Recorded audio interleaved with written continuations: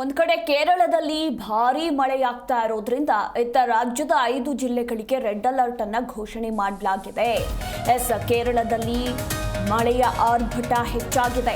ಈ ಹಿನ್ನೆಲೆಯಲ್ಲಿ ರಾಜ್ಯದ 5 ಜಿಲ್ಲೆಗಳಿಗೆ ರೆಡ್ ಅಲರ್ಟ್ ಅನ್ನ ಘೋಷಿಸಲಾಗಿದೆ.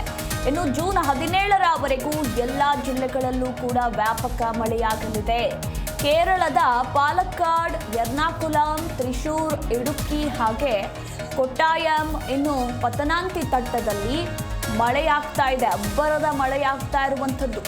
ಸೊ ಹೀಗಾಗಿ ಇತ್ತ ರಾಜ್ಯಕ್ಕೂ ಕೂಡ ಮಳೆಯ ಅಬ್ಬರ ಹೆಚ್ಚಾಗೋ ಭೀತಿಯಲ್ಲಿ ಜನರು ಈಗಾಗಲೇ ಎಚ್ಚರಿಕೆಯಿಂದ ಇರಬೇಕು ಅಂತ ಹವಾಮಾನ ಇಲಾಖೆ ಸೂಚನೆಯನ್ನ ಕೊಟ್ಟಿದೆ. ಇದರ ಜೊತೆಗೆ ರಾಜ್ಯದ 5 ಜಿಲ್ಲೆಗಳಲ್ಲೂ ಕೂಡ ವ್ಯಾಪಕ ಮಳೆಯಾಗಲಿದೆ ಅಂತ ರೆಡ್ ಅಲರ್ಟ್ ಅನ್ನು ಕೂಡ ಘೋಷಣೆ ಮಾಡಿದೆ.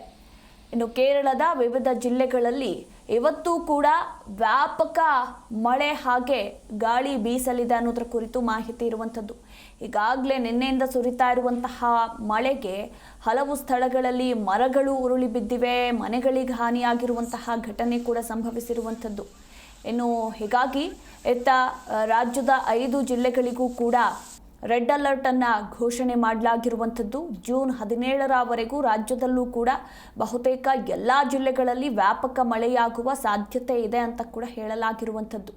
ಇನ್ನು ಹವಾಮಾನ ಇಲಾಖೆಯ ಪ್ರಕಾರ ಜೂನ್ 17ರವರೆಗೆ ಕರ್ನಾಟಕದ ಕರಾವಳಿ ಮತ್ತು ಉತ್ತರ ಒಳನಾಡಿನಲ್ಲಿ ವ್ಯಾಪಕವಾಗಿ ಮಳೆ ಸುರಿಯಲಿದೆ ಅಂತ ಹೇಳಲಾಗಿದೆ.